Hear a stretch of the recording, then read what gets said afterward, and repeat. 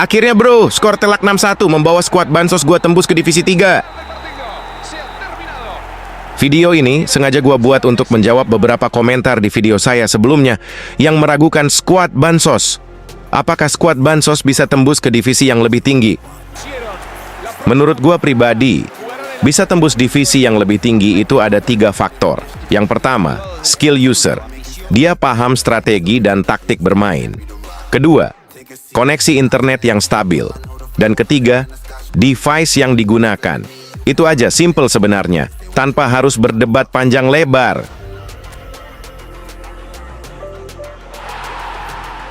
Oke bro, jadi squad base card yang gua pakai di sini adalah masih dengan formasi 5-2-1-2. Yes, you heard that right. Full Bansos squad. Mulai dari pemain sampai pelatih pun masih Bansos. Formasi 5-2-1-2 ini works banget buat skuad merakyat. Jadi buat kalian yang sering ketemu skuad Sultan dan bingung cara ngelawannya, this one is for you.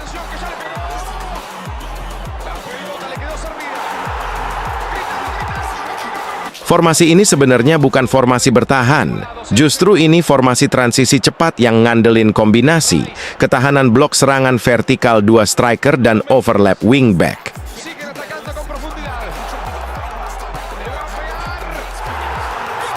Lo bakal lihat kenapa formasi ini jadi sangat OP buat skuad Bansos, bagaimana cara mainnya, siapa pemain kunci, dan trik agar bisa menang terus. Gua akan bahas lengkap setelah yang satu ini.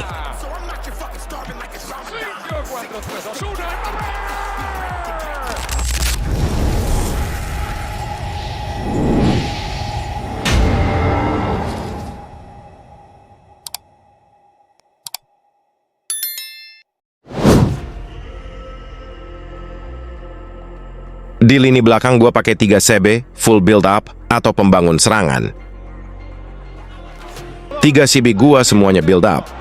Tujuannya biar passing bawah lebih rapi, nggak gampang buang bola, dan transisi dari defense ke attack bisa smooth.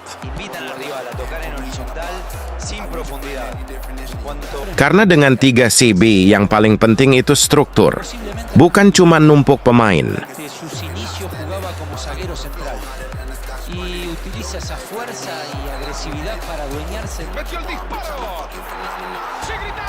LB dan RB biasanya gue pakai full attacking. Bisa juga salah satunya kalian pakai defensif biar lebih balance. Kebetulan yang ada attacking dan finisher gue ya udah gue pakai aja. Kedua wingback gue pasang full attacking. Kenapa? Karena 5-2-1-2 tanpa sayap bakal mati kalau wingback pasif. Mereka yang buka lebar, mereka yang kasih crossing, dan mereka yang jadi jalur progresi.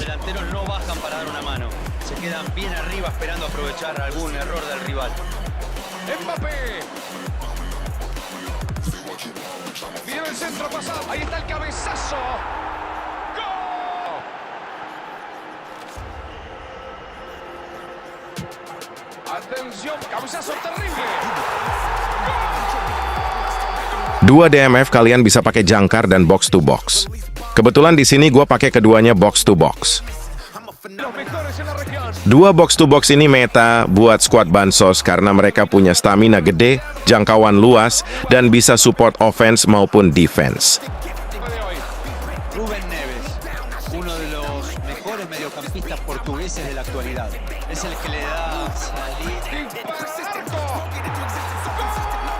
Pemain tipe ini bisa jadi pembeda saat kamu butuh dominasi lini tengah dan ritme cepat.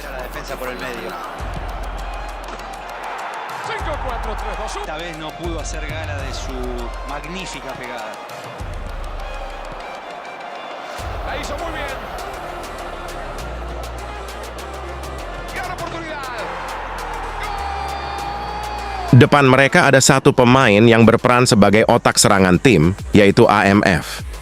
Kebetulan di sini gua punya kreatif playmaker. Kalian juga bisa pakai tipe whole player atau no play style. Posisi yang paling krusial dan paling menentukan hidup matinya serangan lo di formasi ini adalah AMF. Dia bukan cuman pemberi umpan. Dia adalah otak serangan, pusat kendali tempo, dan pemain yang menghubungkan 3 fase: build up, transisi, finishing. Solo resta esperar el silbatazo del juez. defensores. Una gran demostración de fortaleza del equipo en una instancia en la que muchos... Está solo, tiene que ser gol. Begitu bola melewati 2 DMF, AMF adalah pemain pertama yang dicari. Kenapa? Karena dia punya 3 opsi langsung setiap kali terima bola. Kasih vertical pass ke striker. Ini bikin dia bisa ngasih umpan terobosan yang presisi ke goal poacher maupun deep lying forward.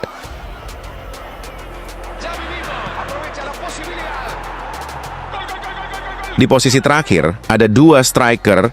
Rekomendasinya, kalian bisa pakai keduanya bertipe goal poacher. Namun karena gua nggak punya, salah satunya gua pasang deep lying forward. Ini kombinasi yang mematikan. Goal poacher buat tusukan terakhir, dan deep lying forward buat turun ambil bola dan kasih through pass.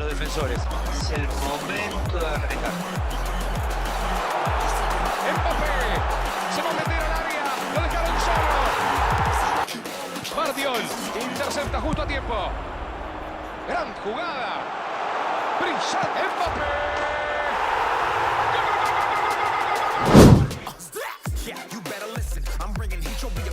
Transisi menyerang di formasi 5-2-1-2 ini mengandalkan struktur bertahan yang rapat, lalu berubah menjadi serangan vertikal super cepat lewat AMF dan 2 striker.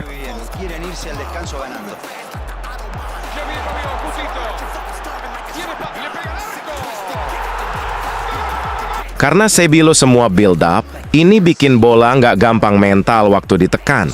Gaya build up ini bikin lo bisa jaga possession sebentar, tarik lawan keluar, lalu tusuk celah yang kebuka. Dua DMF box to box, lo berperan sebagai relay passing. Salah satu DMF stay lebih dalam, jadi shield di depan CB. Sementara DMF satunya lebih aktif support passing dan bantu naik.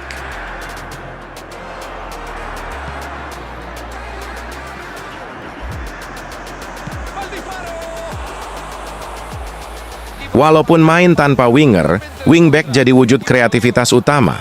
Pergerakan wingback, naik begitu bola melewati DMF, nyediain lebar, tarik back lawan, dan jadi sumber crossing.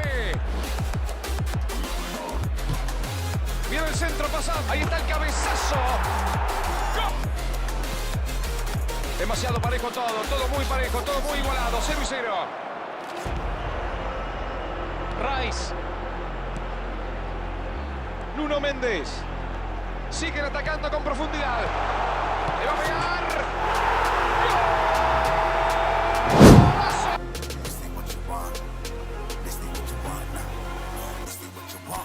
Biar gameplay formasi ini lebih maksimal, gua set instruksi individu seperti ini.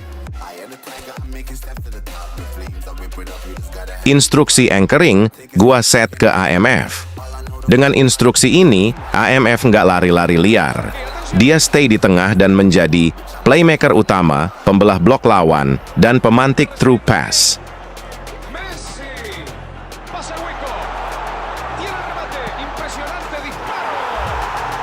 Karena selalu stay di tengah, dia punya peluang besar buat nyiptain peluang gol ketika CF keluar dari posisinya atau CF tidak berada di posisi yang tepat.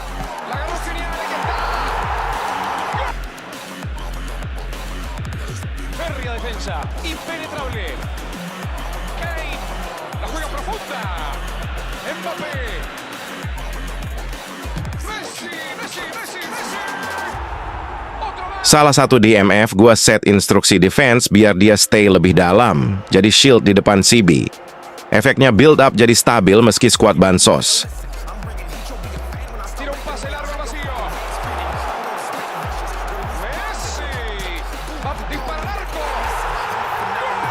Terakhir 2 CF, gua set instruksi counter target biar kedua striker ini selalu siap di depan saat transisi.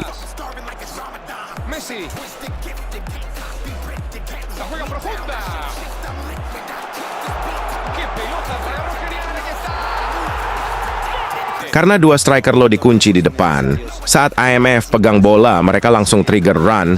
Ini bikin serangan lo cepet banget, cocok buat tim bansos yang kalah di ball control. sigue 0-0 y los hinchas comienzan a impacientarse.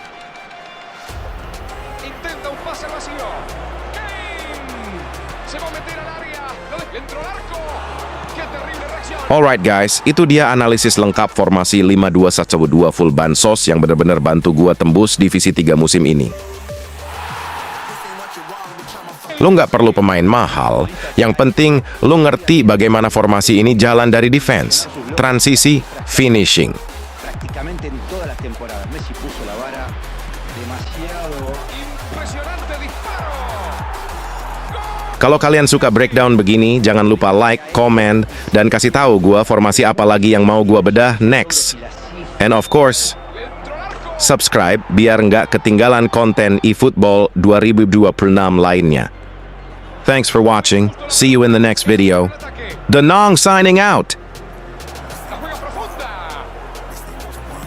5, 4, 3, 2, 1. Deben estar sintiendo la presión, pero también es cierto que estos son los partidos que todos sueñan con disputar. Extensión que sale.